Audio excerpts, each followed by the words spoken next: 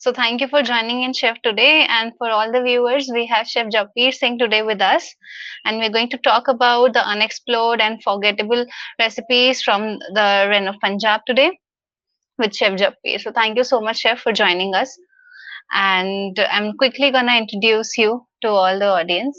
And Chef Japir is an excellent chef who's been working for past 16 years now, and he also earned the title of being the youngest executive chef in 2016, which is, I think, quite a honorable thing to have for any chef. And he has worked in many branded hotels like Marriott, Hilton, and Claridge's. And currently, he's again exploring some recipes, and he's also started his own YouTube channel. Thank you so much, Tanya. Such a nice, warm welcome, and it's pleasure to be with the Delhi, associate Delhi. I come from the city, so anything about Delhi, I'm always excited. That's great to know, Chef. So before we start, can you quickly tell us about your journey, that how you are here today? Well, food was something that came to me through my mom, and I started my career with the Park Hotels in Calcutta. Moved around this country through different hotels and explored. My initial learning was with Italian cuisine, European food, but later on, I moved closer back home, more into regional food, and for any chef coming back home and rediscovering his own cuisine or her own cuisine is the best journey. So Yeah. that's what I've been on, and I, I, if I can talk about Punjabi food, with any kind of authority, I think I would have done justice to myself. That's amazing, Chef. We love your thoughts. And with that, we can start into today's session. And we're going to talk about Punjabi food. So let's quickly dig into it. So, Chef, here's the first question for you. That since Shoot. you're a Punjabi and you have been into the field of food for now so many years, what exactly is Punjabi food for you, especially if you associate it with your childhood? Actually, I'm not just Punjabi. I'm more of an Indian because I've grown up in an army background. So I've kind of had a very multifaceted childhood. So I've seen so many different parts of the country because of my dad's being for the military. And while the Punjabi part has been the essence of everything, my influences have been throughout our different stints in the different states and cities. Coming to what Punjabi food is, I think it's a very wholesome. It's a cuisine that's very large-hearted, and it's full of it's made with a lot of love. That is one word that kind of signifies Punjabi-ness. And what we'll obviously talk more in detail as to what is Punjabi food perceived as nowadays. But for me, it's very soul warming. Because Punjab has so many different seasons, it's got a lot of variety to it. So there's something very different for the summers, very different for the winters. So it's a lot of different seasonal produces, and made very wholesomely, made very lovingly, and presented with a lot of affection. So that's Punjabi culture and Punjabi food, defined in one little way for me. That's amazing, Chef. Also, I think you rightly said that, the simplicity defines Punjabi cuisine, especially, being it a lot of seasonal food and seasonal cultivation there.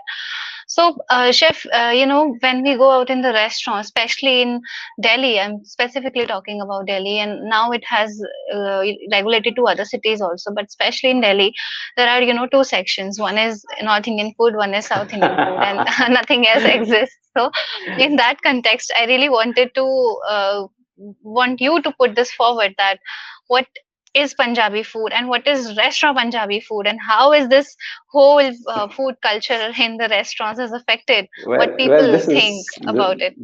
this is such a huge topic for discussion. I probably can't do justice to it in one, a little of this thing, but I'll try to do my bit. Now, North Indian food to be defined as North Indian as a paragraph in a menu is doing a lot of injustice to to the diversity we have, to the different cultures we have, to the different religions we have. So it's obviously not that anything north of Vindhyas is North India, anything south of Vindhyas is South India. That's too being too simplistic. So there is obviously, I think we all know about the origin of how Delhi food came to be about. The makhani gravy infused, or the nut se bhara hua, makhan se daba hua, that kind of a stuff. That's post partition, when a lot of refugees came in, and they were from the parts of Pakistan, the undivided Punjab. So people from Rawalpindi, Lahore, who Hmm. had restaurants there, they started restaurants here, and a lot of their influences were from those cities. So the food of that place is rich. It's dairy based. So that's why you find a lot of makhan in it. There's a lot of butter in it. However, it's not so much rich in cashew nuts as you would see nowadays. But it's definitely rich. That's because that's the kind of environment is prevalent back in the north, where the winters are that much more harsher. And so it's a long story. And to say that everything North Indian is Punjabi would be a Yeah. gross injustice. And I think we've all moved on from that stage. The past many in the past Hmm. many years, we've seen so many different specializations open up. So everybody's going into more specific, more micro regional cuisines, and it's I think those days are just when our restaurant industry is also maturing as we go along. So hotels are being more the diners are more educated. So as India progresses, the food scene will also become more it will do more justice to our different castes, and the different households that make our entire society. So it's just a matter of time. They do, when these kind of things will be something that you don't talk about anymore. So that North Indian South Indian divide will probably go away in a few years, because Right. our industry is maturing as we go along. Rightly said, chef. There was a time when we would think that North Indian food is all about the malai kofta and this and that makhani and butter chicken. Don't forget the mutton How can rogan we miss josh. that? Yeah, Every restaurant has a mutton rogan josh, and that's the only Kashmiri thing that everybody knows about. Kashmiri that's food is that's mutton rogan that's josh, true. and Yeah. so we So those are I think stereotypes. those are stereotypes, right? And Right. so when we say Punjabi food, the first image which all of this culture has made us think is that a lot of ghee, a lot of butter and cream and Right. tomato based gravies, because that notion is very hard to detach. But now, since as you said that we are moving to in that direction, so having said that, what exactly the food in Punjab is like, especially in a household, when we see from breakfast to lunch to dinner? It's actually very different. Punjab is not just about Sikhs. You Yeah. would be surprised to know that, until about 40, 50 years ago, until partition, in fact, the majority of India, majority of Punjabis was Muslims. 53% were Oh. Muslims, about 25 to 30% were Hindus, and about 12 to 13% were only Punjabis. And that was pre-partition. That was when the undivided Punjab was, right from the borders of Baluchistan and Sindh to include places like Himachal and uh, uh, all of the north of India that you see nowadays, Haryana and Himachal, all of this was all of India. So obviously the Muslim side of it went to Pakistan. So that's why you don't see too much of influence here. But our uh, our food has really changed as time has moved on. My house, my mom used to always cook in mustard oil in the beginning, and then the refined oil stage came in, and now the mustard oil is making a comeback again. So there was a time when ghee was great. There was a time when olive oil was great, and then now ghee is back again to being great. So there was a time when we used to have my dadaji used to love having pakoras. बारिश होती नहीं थी कि पकौड़े बनते थे. Nowadays, we kind of watch that a little bit. There's hardly anything deep fried in the house nowadays. So those kind of things are. That's how any household moves. With the changing lifestyles, that's how things move. But it's always been very seasonal. Nowadays, summertime, so Instagram is full of lauki ke kofte, Yeah. tindas, those kind of things which are very traditional, but things that are very seasonal. Bhindi is big nowadays because bhindi is just coming out of the season, coming into the season. And winters has its own different kind of vegetables. Winters is a different ball game altogether. Winters is one of my favorite seasons because of different kinds of vegetables that come around. And of course, there's a lot of makhan and ghee throughout the year because we are a farming community. And if you just see outside my balcony, is like, I stay around a huge farm. So we raise cows and buffaloes at home. Not that I do, but we've had family members who've done that. So makhan and doodh and ghee is part of our life because we are an agricultural community. Because we grow a lot of rice here, we grow a lot of corn here, a lot of wheat. So obviously things are very related to what we do. So agriculture is has really defined our need for, that's how I there is so much of dairy in our food. And so it's seasonal food that I've spoken to you about. So that's what's happening in home.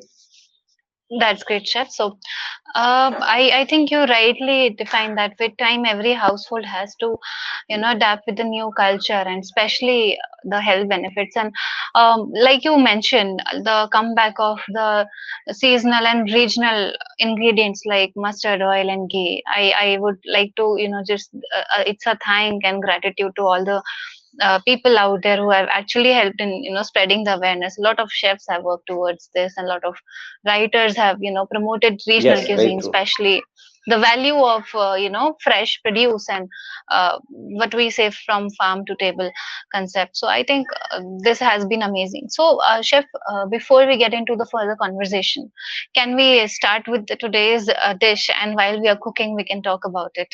Oh yes, I want to tell you it's a very interesting dish I am going to do today because this is something that has an interesting story around it, and it's called jhajaria. I don't know how many of you heard of it before. Have you heard of it before? No, I haven't. Oh, good. So I'll tell you the story around it. Let's go to the kitchen. I've got some fresh baby corn, corn that we just plucked out right in the morning today, Wow. and I'm going to make something out of it. That is something that probably you haven't heard about before. That's great. I'm excited. Let's go. All right, so this is my kitchen, guys. You can't see too much of it, but anyway, I've got some corn here, which I plucked right in the morning. It's something that's in season these days. This is usually planted in the month of March around and grows for about 3 months, and after that, June is going to be time for rice. So this is in season, and this is something that is not really eaten as a soft corn. In fact, this is probably cattle feed right now. What they're growing right now in the field is cattle feed. Whatever is going to be left over is going to be cooked more, grown more and made into makida atta, which you will probably have with your sag. So this is slightly interesting because I've never had corn as fresh as what we have right now. I'm just going to start peeling it off and show you how delicate these leaves are, because it's quite interesting. When our baby corn in the cities comes, it's uh, it's nicely put in a packet, but it's nicely packed like that in a Wow. and these leaves, if you I've on my cycling trips around the city, I go around and just pluck them off the field. Itne meethe hote hain, and there's almost milky and sweet, and it's extremely juicy. And these little leaves, in fact, they are as delicate. You can just tear them up eat them too. In Oh, fact, these wow. have also got that same baby corn wala taste. So it's quite interesting. When it comes as clean and as packaged in a packet, you wouldn't quite know. There Hmm. are hundreds of these little layers inside it, and that you can how matar ke chilke bhi sabzi banti hai. Yes. Similarly, maybe there is a sabzi made with baby corn ke chilke. I'm just guessing, but I'm just saying that there's so much that we don't know about until we go to the depth of it. So this is baby corn. This is how you see it in the city. So this dish, I don't know if you heard of this Google advertisement that came many years back about the jhajaria. It was quite a viral advertisement, and it's one of the dishes that has come into popular culture after this was rediscovered, as something that was from undivided Punjab. And corn has been part of a culture. This was a dish that was very famous, in Lahore. And, this is that great advertisement that they brought about. Have you heard of it, Tanya? No, I just can remember the glimpse of that Right. advertisement, but So not exactly. so this dish is called jhajaria, and interestingly there's a place called Jhajjar in Rajasthan. So I'm not too sure if there is any connection between jhajaria the dish and Jhajjar the place, but there is definitely a lot of corn in our food, and we make halwa out of it, and it's called jhajaria. So all Wow. right, so while you're talking about it, I'm going to start. Either you can chop it up, or either kaddu ka it, so I'm going to make my life simpler, and do a simple grate it up. This can also obviously be made with the frozen American corn, or the fresh corn, that the hutta that comes. That's one way of using it. But there's another way of looking around. Uh, uh, the corn the center part, if it's not too hard, you can obviously cook it, and this great way of adding fiber in your food. There is so much in it that we otherwise wouldn't have considered as a dessert. So I just thought this is an interesting way of redoing our uh, old classics. So that's why Jhajiria is coming up here today. So, like the corn which we get, during the monsoon season, actually, especially in Delhi, it has the hard stem in between. So, in that case, we can only use the corn kernels outside. Yes, yeah, that's because that is more mature. So that is obviously something Okay. that's become too woody. Bhindi jam khate hain, bhindi, if it is soft, then eat it. But if you keep continuing to grow the bhindi, it will become woody.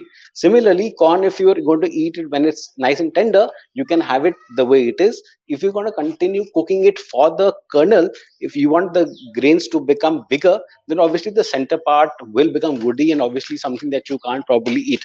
Uh, All right. since this is much smaller, I've taken it while it's still small. That's why I'm using this the way it is.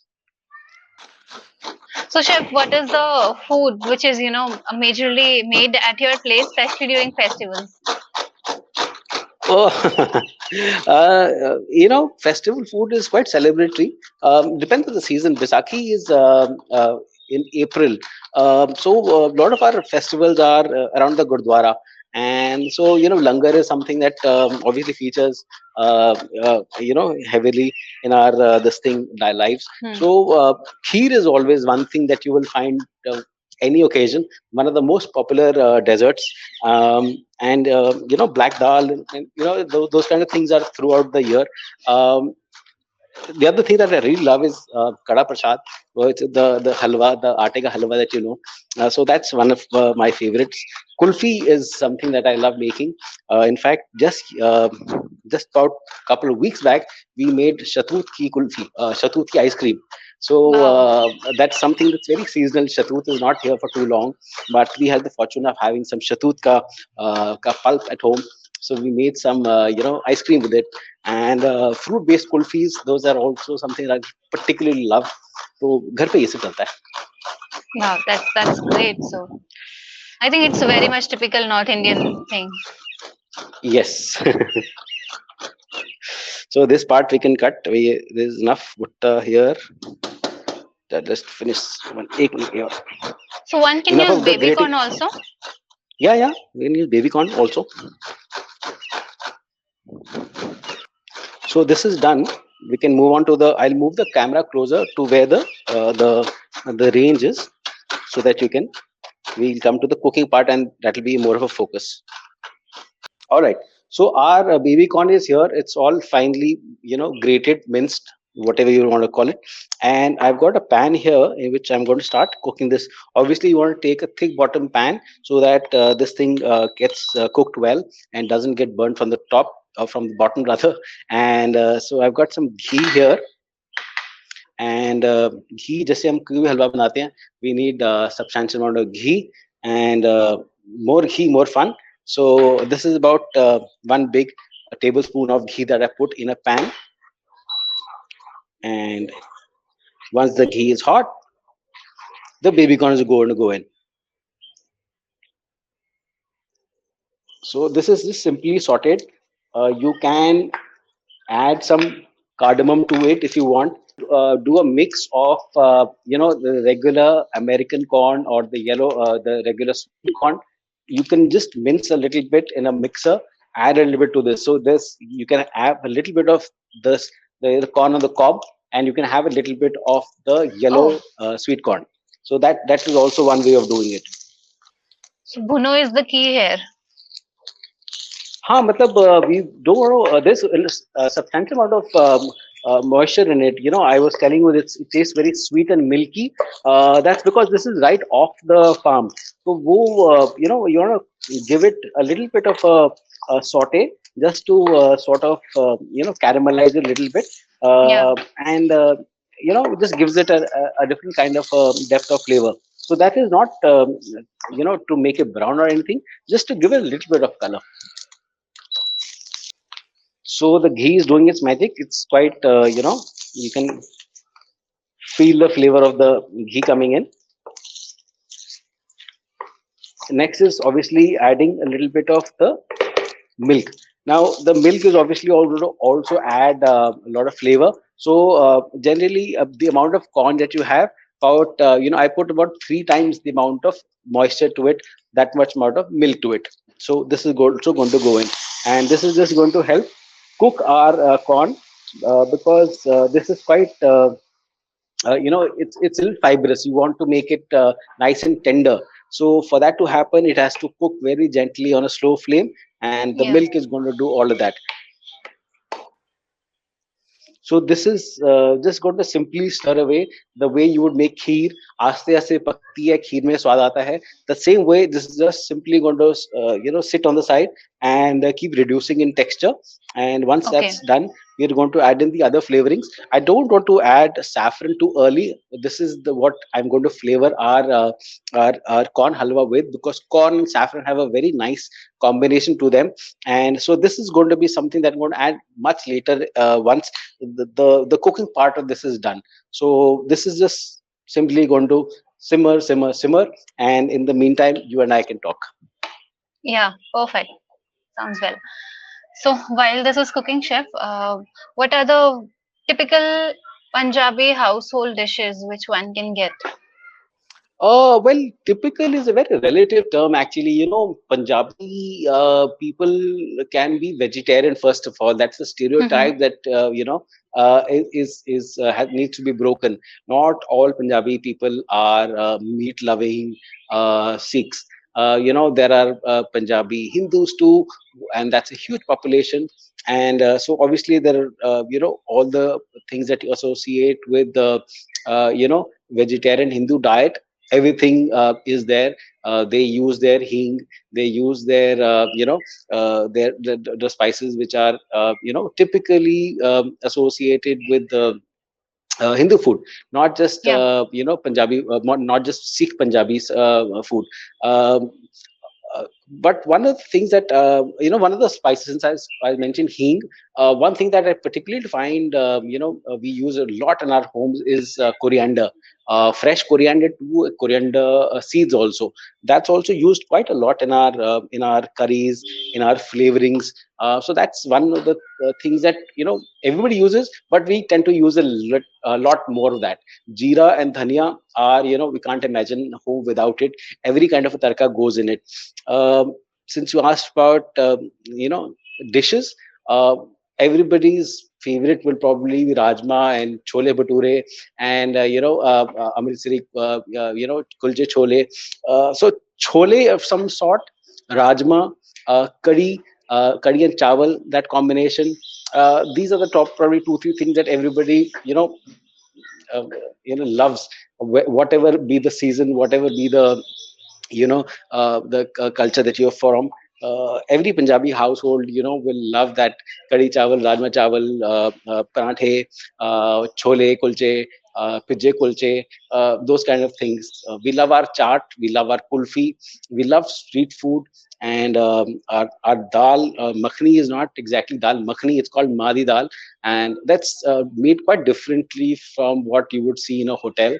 It's usually much lighter, and but wonderfully flavored. We love our chickpeas, so we make our chole so in so many different ways. We love our dals and roti of different kinds, but there's also a stereotype that we don't eat too much of rice. There's a lot of rice that's eaten, a lot of rice that's grown in our state, and so that's one of the other stereotypes that people don't think that Punjabis are capable of.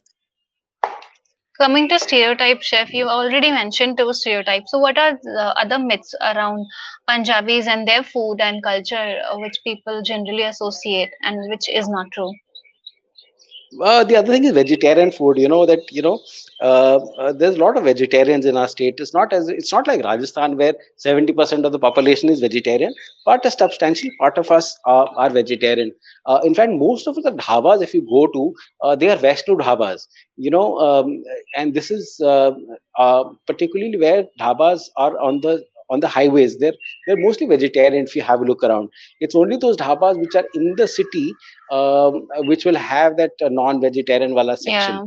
Yeah. So that's one of the things that you associate with Punjab is dhaba, and you would automatically think that there's going to be a lot of chicken tikkas and tandoori chicken hanging, and there's going to be a lot of those kind of gravies and of that sort that you think a dhaba will make. So the concept of a city dhaba is very different from a rural dhaba, which is on the highway, which is on probably GT road. So that's a very different kind of picture that if you come inside Punjab, you will come to understand. So Wow. that's one of the other things. I can see the milk boiling. Yeah, it's reduced to half. I'm going to add more because this has to really cook more. So while we're talking more about our this thing, I'll add more milk. I didn't want to add too much in the beginning to so that it wouldn't come out of the pan, but now it's going to go in. I'm going to save some to dissolve our saffron in. So a little bit of the milk I'm going to keep aside, in which I'm going to dissolve that saffron. So, chef, while you're doing this, what is Right. your favorite dish from the state of Punjab? That's like asking a mom what's her favorite, who's her favorite son. No, that's there's so many different things difficult to pinpoint. But rajma chawal is something that I've always had particularly liking for. Comfort food is comfort food, and Yep. that's something that has been from childhood. I think not just that it's something that. I've come to like. It's something that I've liked right from the beginning. Wow. I think that's great. And Rajma Chawal, having said that, a lot of people have craze for it, and people are like, "Oh, as Rajma Chawal hai, let's Ha, eat more." yeah, I yeah. think It's a that Rajma craze can Chawal never day. go for Rajma Chawal. Yeah, yeah. There are different days actually. Kabhi kabhi it's like Sunday. Sometimes we would have puri chole. So that day you would want, because it's a Sunday. So खा P के सोने वाला plan जब होता है, तो you eat something fried and you eat something heavy and sleep. But if I'm going to my if it's my nani cooking, तो उनके हाथ के पराठे बहुत अच्छे बनते हैं. Her parathas are legendary. Then my buas. There are so many of my relatives. So everybody has their particular thing. One of my one of my dadis, she makes that aloo methi in their house is so amazing that it's just something that I can literally imagine tasting right now.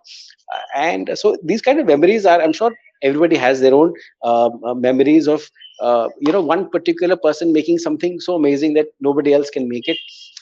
So at home, uh, those are the kind of things that you crave for के इनके घर जा रहे हैं तो वो खाते हैं.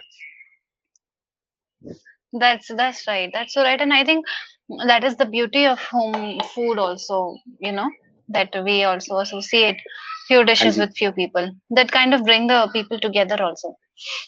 Right. So, having said that, chef, you uh, say that your mom was very hard on you, and she never let you escape the thought of eating tin dal, okay, and karela especially, Right. and that it taught you very important lessons also. So, what was your whole No, experience actually, the thing about? is, Punjab went through a very tough time. We're talking about a pandemic right now. This is a very difficult time for everybody. Talk about mental health, the uncertainty. All that is right. This pandemic is definitely probably the toughest time that our generation has seen. Um, uh, Yes. uh, but just go back 40 50 years ago, our grandfathers, uh, imagine their uncertainty.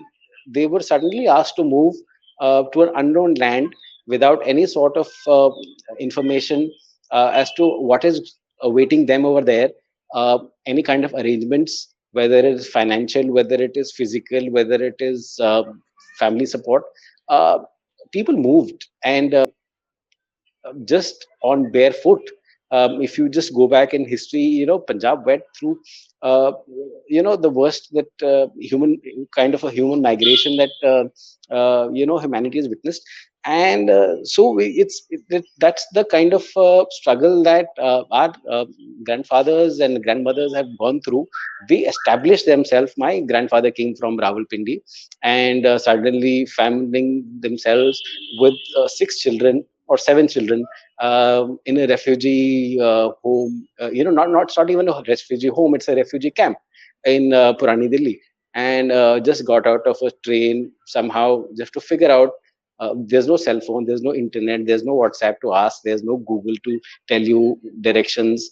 So those kind of times that our forefathers have gone through, our generation needs to understand that our our our elders have gone through worse and come out stronger.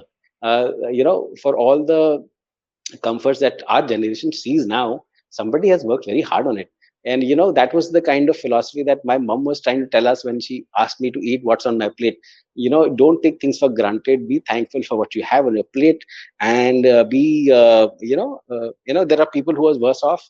And it we forget about eating karelas for their nutritional value. This is more of a life lesson coming Yeah. from her, rather than just eating those bitter karelas and those awkward looking tindas. But so it was more of a life lesson, as to what they have been through, saving. How our parents have always told us to save money, save money, save money, and save things, be conscious of resources. So all of those things are part of our, I think those are values that come through through the hardships that they would have seen their parents go through.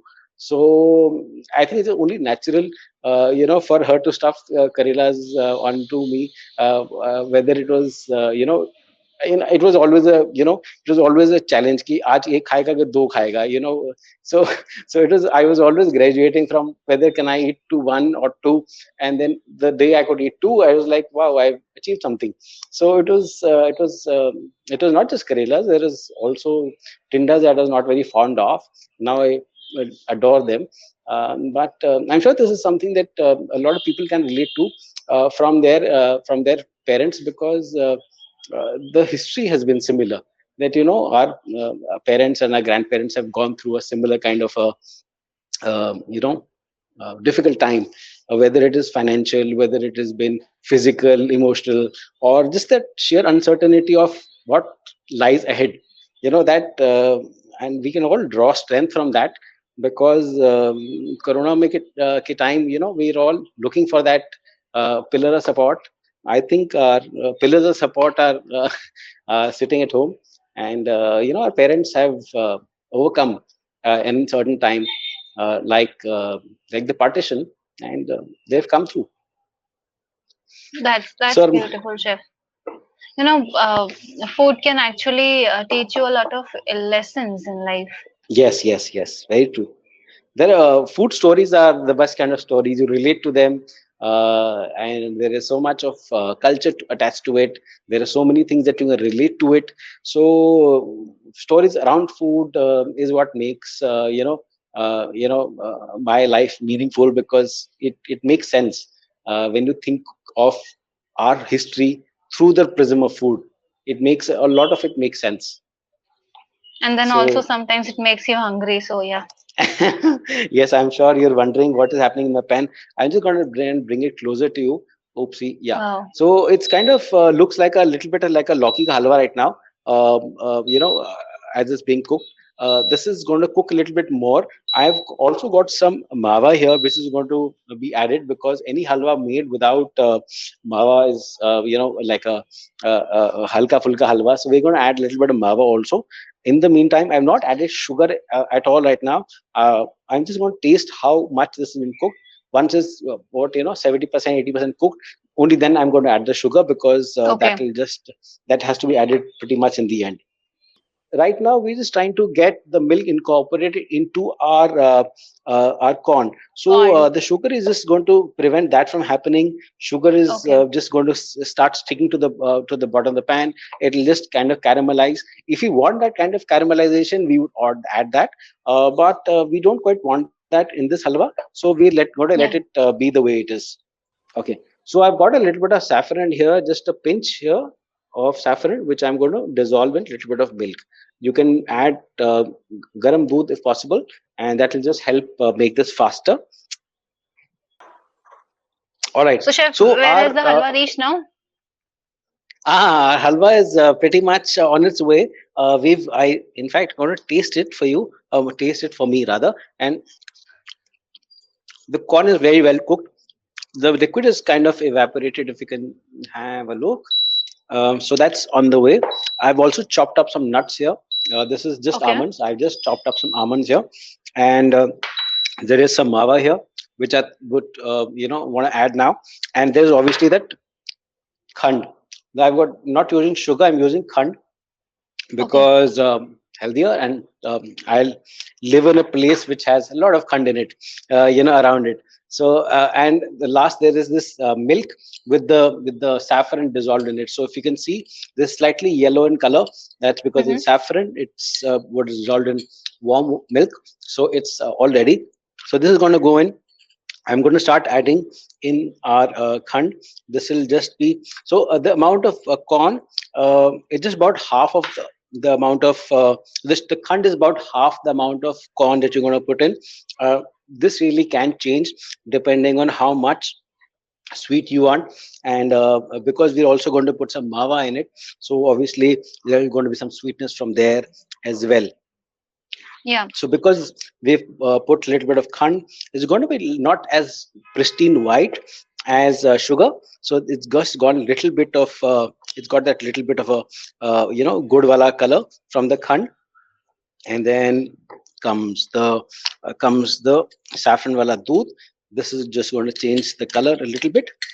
But if you want to make it more yellow, add more saffron to it, and you'll have a nice, bright, happy yellow color halwa. But that's how it's going to look for us right now. And mawa is going to go in now. So once our hard work of cooking the corn is done, you can see I'm quickly adding all the other ingredients. It's a very simple recipe. It's just as simple as making halwa. Quite quite literally, it's like making a Yeah. halwa, which is just just patiently cooking the corn. That's about it. We didn't even saute it too much. We didn't want to Mm-hmm. make it like an atta ka halwa, in which a lot of the atta has to be brown well to give it that nice brownish caramelized kind of a color. This one is much easier to do. You did see how quickly it got toasted, and then we added the milk, and after that it's just milk slowly reducing, and it's just cooking on its own. Now that we've added a little bit of the mava, this has obviously got more creamier, and it's got more dense. So I'm going to let it all just melt away in its own heat, so that this thing comes together. We want it to be like, not like a kheer, but some, because it's going to be had a little warm, it has to be not totally set, but at the same time not too liquidy. So we're just Yeah. going to let this get cooked little well enough, so that the saffron also gets incorporated into our halwa. And these nuts can be added for garnish. We want to keep a little bit for garnish. I'm going to add a little bit right now also, just so that there's enough mal inside it too, besides what you see on top as a garnish. Yeah. So everything So, is chef, loaded, like, yes, go ahead.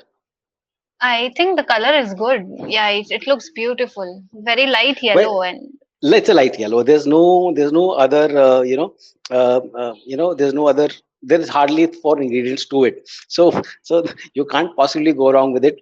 yeah, uh, if you put too much of ghee, it'll just be better. If you put too much of milk, it'll evaporate. This corn, it's going to be more corn.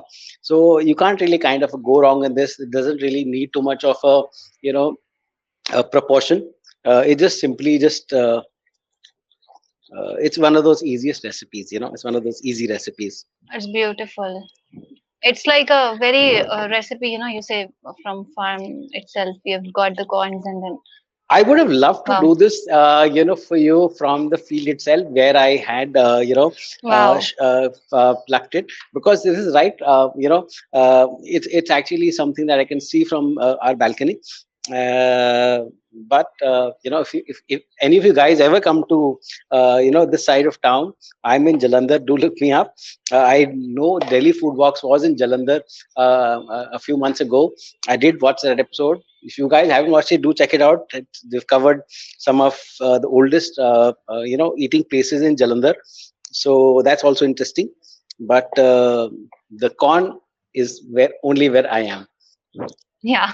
So, So, Chef, before we come to the end of the episode, I have one very interesting question for you. That you have worked in JW Marriott in Chandigarh, and you oh have yes. also worked in other places in India. So, how, especially in Punjab, how does the perception of people and their expectations of restaurant Punjabi food changes when they travel across? It's Chandigarh was particularly interesting experience. Chandigarh is a city that's not very old. It was established only in the Hmm. 1960s, 1965, if not wrong. So any place, for it to represent itself on a dinner plate, it needs to have some history behind it. uh, you know uh, any city, Delhi has such a huge history around it, and that's why you have that parathe wali gali, you have kebabs from different places. So Delhi, there is so much to it, that one can spend months discovering things. Chandigarh was a very different story, because it hardly has any history. It is really established just about 40 years back. So we were all in at the JW Chandigarh. We were always kind of drawing from other cities, particularly Amritsar, which is the food capital of Punjab.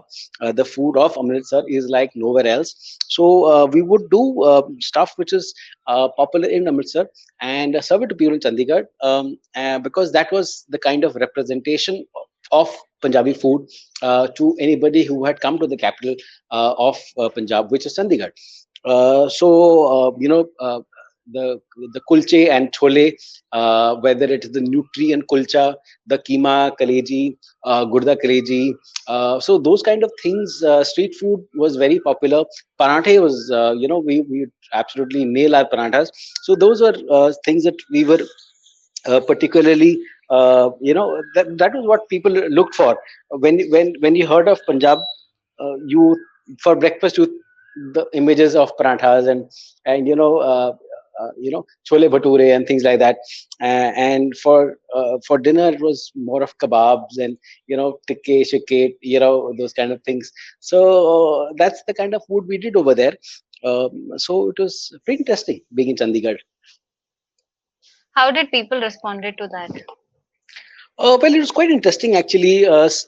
For somebody who was about to go to Amritsar, because a lot of people would stop in Chandigarh to go to Amritsar, because Okay. Darbar Sahib, Golden Temple, is in Amritsar. So people would stop at Chandigarh and then move on to Amritsar. But finding the food of Amritsar already in Chandigarh was a little bit of a anticlimax, because Yeah, uh, they were expecting it much later. But here we were, drawing. We had food people from all different places, but so that was a little bit of anticlimax for some people. wow. But otherwise, people loved the fact that I think there's something about Punjab. Uh, Food can't go wrong in most places. There's something in that place. The average level of food in any kind of an establishment is, I find, much better than other cities. So maybe it's the water, maybe it's the people, maybe it's the air, maybe it's just something magical that everything tastes better. The food खा के ना पेट भर जाता है पर नीयत नहीं भरती. That kind of a thing is there. Get So it. it is pretty amazing to witness that kind of stuff. That's amazing. I think our halwa is ready. Halwa is ready. I'm going to start plating it up now. I just want to check the sweetness, because I don't want to assume that it's all fine. Let me just taste a little bit. The color is also intensified.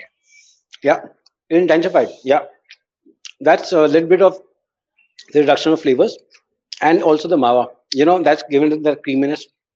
The Mm. nuts. There's actually a lot of nuts in it. So I wish you could taste it, but I'm going to put it in a plate. And you have the recipe with you. You guys can probably make it. But let me just show you how I'm going to plate it up. I'm not making it very fancy. No hi-fi kind of garnishes here. Very simple, rustic, unpretentious food, but made well. So a nice bowl like that, and there's a lot of nuts here. Going to garnish it like that. Wow. I'll try and share you a close-up shot of the dish, so that you guys can have a look. But I'm telling you, the saffron, the ghee, um, all of those things are coming out very well, and it's come out pretty well. That's Looks. amazing, chef. Wow. I love it. I love it. I especially love the color, it's not a artificial color, it's a very natural corn Oh yes, halwa colors. that's saffron, and that's corn, and Wow. tastes delicious. Especially the, story behind the corn halwa. It was very interesting to watch, having known that you have got the corns fresh from the farm. Oh yes, I don't know if you can share, but I love cycling and going. One of the blessings of being away from the city is that you get clean, fresh air, and you get to ride in the fields, जहाँ पे सब कुछ खेती होती है. So right now it's corn season, so we get the opportunity of eating halwa like this at home, and can't be more blessed. Beautiful, chef. So before we end session, chef, one last question. What will be one positive note to all the viewers who are watching this? Because we are having such a tough time outside right now. Well, I'm sure everybody's WhatsApps are full of motivational quotes and pieces of advice. I don't want to add to that. My piece of advice is just very simple. Purpose of life is to be happy, and that's what I've learned in my in my bringing. In fact, there's a word called in Punjabi. I'm not too sure if you've heard of it. Some of you who are in Delhi, because of the strong culture, would have also heard about. It's called chardi kala, which is to be in a blissful state, to be ever thankful, and just to be happy, and just to be in the moment.